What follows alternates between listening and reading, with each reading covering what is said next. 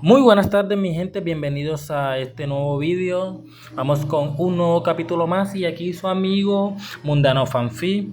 Eh, Déjenme darle una palabra de consejo y dice así: vive hoy como nadie quiere para luego vivir el mañana como nadie puede. Se los dejo ahí, vamos con el capítulo. High School DxD. Devorador de vitalidad fanfic original de Mundano Fanfic. Créditos y derechos de autor. La historia High School DxD. El Devorador de Vitalidad es una obra escrita por Mundano Fanfic y publicada en plataformas digitales como parte de una narrativa fanmade inspirada en el universo de High School DxD, creado por Ichie y Ishigumi. Todos los derechos sobre los personajes, lugares y elementos pertenecientes a la franquicia corresponden a sus respectivos propietarios legales. El autor solo reclama propiedad sobre los eventos originales, líneas argumentales alternativas y conceptos creativos desarrollados en esta historia. Uso del contenido. Este material se presenta bajo los principios de fair use, uso justo, con fines educativos, críticos, de análisis y difusión no comercial. No se pretende infringir derechos de autor ni obtener beneficios económicos mediante el uso de material de terceros. Capítulo 21. La silla que escribe vidas. El espacio donde Issei se encontraba no era un lugar. Era una función. Un concepto activo. No tenía forma, pero su presencia era tan absoluta que incluso pensar en ella hacía que la mente humana colapsara en paradojas. Sin embargo, Issei no estaba usando solo una mente humana. No ahora. No aquí. Su conciencia era expansiva, respirando en múltiples dimensiones a la vez. Su cuerpo era una manifestación temporal, útil solo como referencia de identidad. Frente a él, flotando en el vacío sin vacío, apareció la silla. No era un trono. Los tronos se construyen para gobernar sobre algo. Esta silla no gobernaba nada. La silla escribía. Era el punto donde la existencia decide qué ocurre después de lo que ocurre. La silla del designio. La que define la dirección de la línea del destino. Sentarse en ella no daba poder. Daba responsabilidad absoluta. Y por eso había permanecido vacía desde que el primer dios se cuestionó a sí mismo. La voz sin voz. Antes de avanzar, debes entender tu presencia. La entidad que Issei había sentido antes volvió a manifestarse, aunque no como figura. Más bien, como estructura lógica. Issei no habló con palabras. Habló con existencia. No soy elegido. No soy predestinado. No fui creado para esto.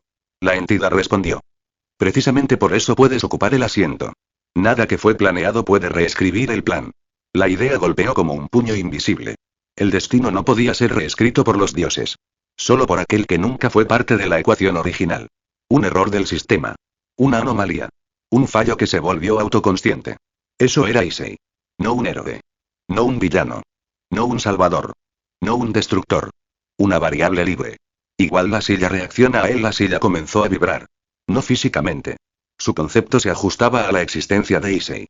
Como si lo estuviera midiendo, pesando, reconociendo, aceptando, o rechazando. Issei extendió la mano. Su dedo apenas rozó el borde conceptual de la silla y entonces todo el multiverso se sobresaltó. Ángeles sintieron un escalofrío. Demonios tuvieron un vacío en el pecho. Dragones abrieron los ojos en sueños ancestrales. Incluso los humanos, sin saber por qué, sintieron un segundo de silencio interno. No era miedo. Era un anuncio. Algo estaba por definirse. Igual Drake se manifiesta. El dragón no apareció como una criatura física, sino como una sombra gigantesca detrás del alma de Issei, proyectándose a través de realidades superpuestas. Si te sientas, no habrá retorno. Issei no respondió aún. Tu nombre no podrá ser pronunciado por seres inferiores sin que sus almas se rompan. Silencio. No podrás amar como humano. No podrás llorar como humano. No podrás sentir como humano. Nada. Drake esperó. Entonces Issei habló. Lo sé. El dragón cerró sus ojos esmeralda. No en resignación. En respeto. Igual el último recuerdo humano antes de sentarse, Issei vio una imagen. No enviada por el plano. No por Drake. No por el destino. Por él mismo. Rías esperando en la academia. Asia rezando con esperanza muda. Akeno mirando el cielo con una sonrisa triste. Koneko sosteniendo una taza caliente, sin beber. Shinobi entrenando hasta que las manos duelan. Y Regulas observando desde las sombras, sin intervenir. Todos ellos. No como cargas. Sino como razones. Issei exhaló. Largo. Profundo. Ral. Esto no es despedida. Y entonces se sentó. Igual la silla lo reconoció. No hubo explosión. No hubo luz.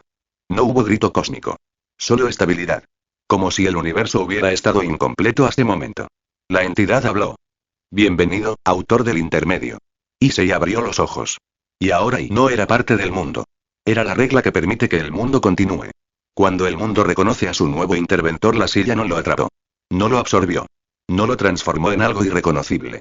Simplemente se ajustó a él, como si hubiera estado esperando su forma desde el primer instante en que la existencia aprendió a respirar. Issei no se convirtió en luz. No se volvió sombra. No ascendió. Solo existió, de manera más completa. Su presencia se extendió, pero no hacia afuera. Se extendió hacia adentro, hasta tocar el núcleo de todo lo que él era. Y allí, en ese núcleo, encontró algo que no esperaba. Su humanidad no había desaparecido. Estaba allí, inquebrantable, como una pequeña llama constante. Un recuerdo persistente de el dolor, el deseo, el ego, el orgullo, el amor que no sabía cómo expresar, la rabia que lo había impulsado a jamás aceptar ser menos que nadie. No había sido borrado. Solo había sido puesto en perspectiva. Issei no había perdido su humanidad. Había decidido que era algo que valía la pena conservar. La tierra sintió la silla, no hubo terremotos. No hubo tormentas. No hubo signos apocalípticos.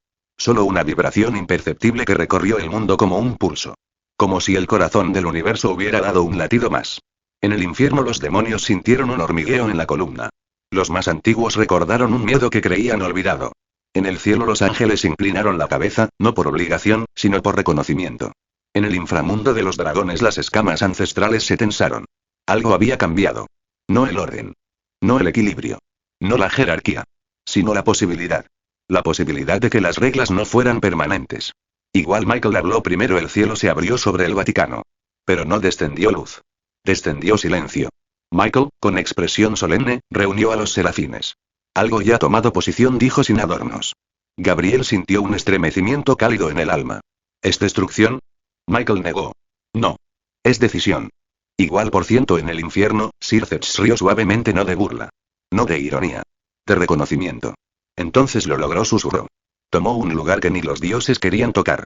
Ajuka asintió, analizando la estructura conceptual que se desataba en el tejido de la realidad. La silla no era poder. Era función. Y él la aceptó. Y el mundo, y dijo Sircex con una exhalación, empezará a girar alrededor de él, lo sepan o no.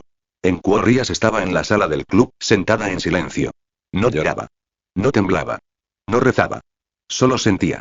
El aire alrededor estaba firme. No pesado. No liviano. Solo completo. ¿A qué no se acercó?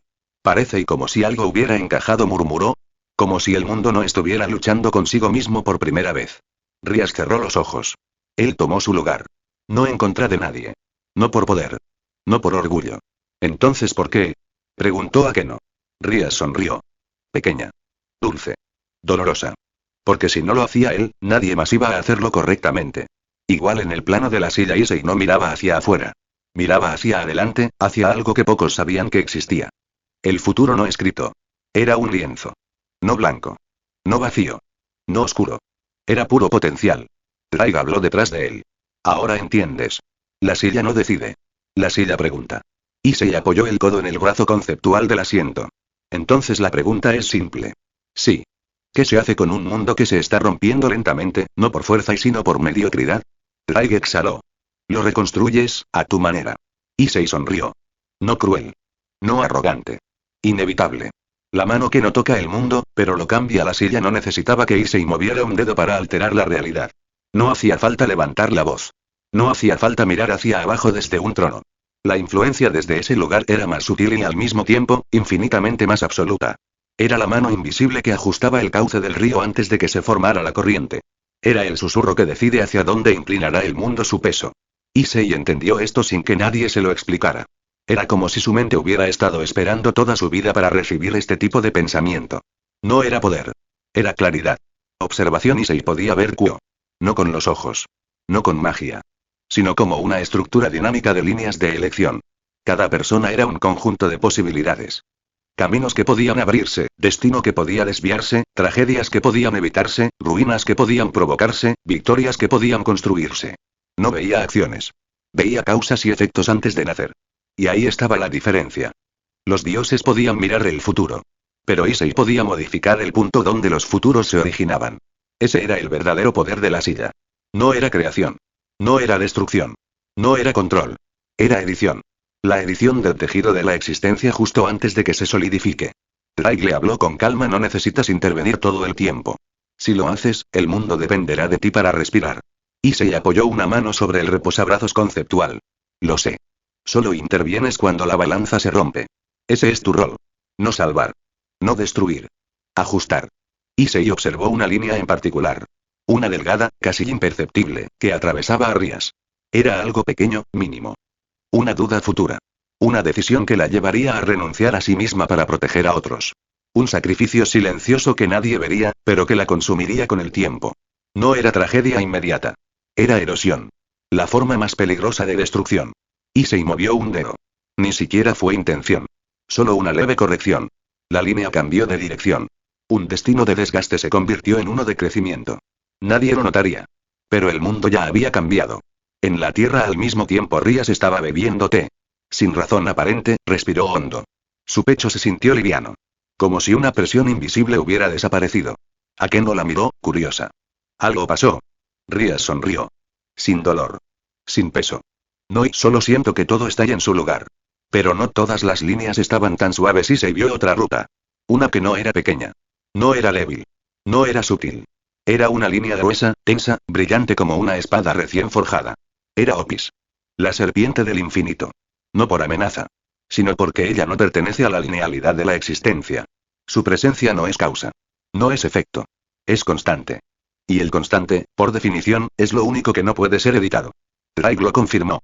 Con Opis no puedes alterar nada. Ella existe fuera del ciclo de decisión y consecuencia. Entonces no la tocaremos, respondió Issei sin dudar. Pero ella te buscará. Lo sé. La serpiente siempre busca aquello que no está definido. Aquello que no está sujeto al flujo. Aquello que, como ella, simplemente es. Issei. Pero había algo más, una línea diferente. Oscura. No maligna. No corrupta. Solo oculta. Enterrada profundamente en la trama de la existencia, como si alguien hubiera querido esconderla del universo mismo. Cuando Issei tocó su origen, sintió familiaridad. No reconocimiento. Familiaridad. Algo o alguien muy antiguo había dejado una huella en la estructura del destino.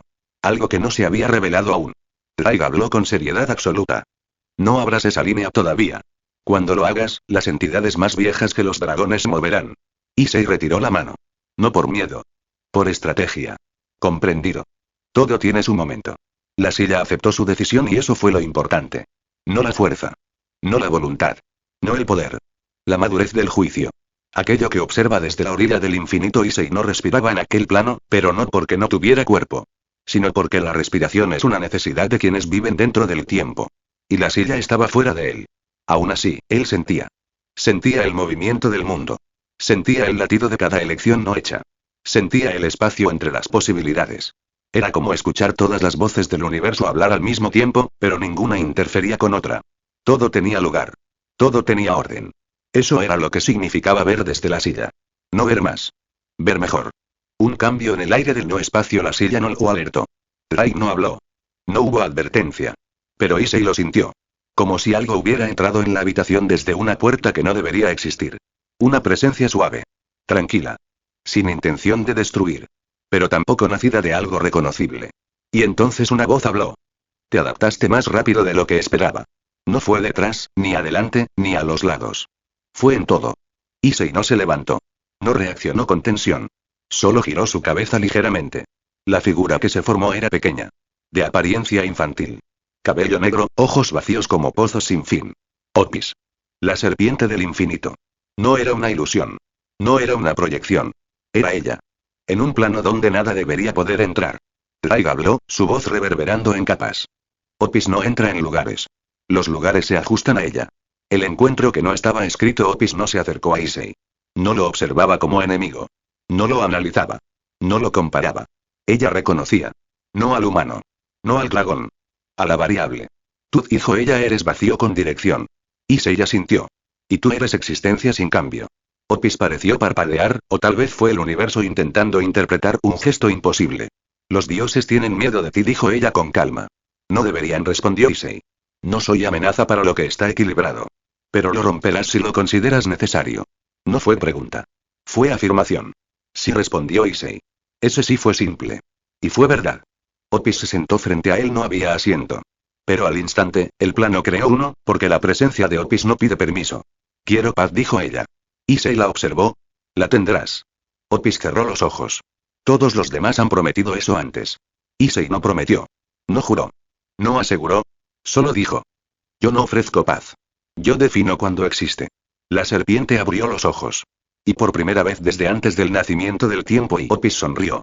Pequeña. Lenta. Eterna. Entonces te observaré, dijo. Hazlo, respondió Issei. No hubo dominación. No hubo acuerdo. No hubo pacto. Solo reconocimiento entre dos entidades que ya no pertenecían al mundo normal. El regreso de la presencia Opis se desvaneció sin moverse. Pero la huella de ella quedó, como un eco que no genera sonido. Traiga habló. Has logrado algo que incluso los dioses evitan. Has sido reconocido por aquello que no cambia. Issei apoyó la espalda en la silla. No era reconocimiento lo que buscaba, respondió. Lo sé. Solo quería claridad. Y la obtuviste. Silencio. No vacío. Silencio pleno. El mundo espera. Issei levantó la mano. No para actuar. No para corregir. No para decidir. Solo para sentir. Las líneas del destino se movieron suavemente, como cuerdas afinadas en perfecta tensión. El mundo no estaba roto. Pero tampoco estaba preparado. Y el verdadero conflicto,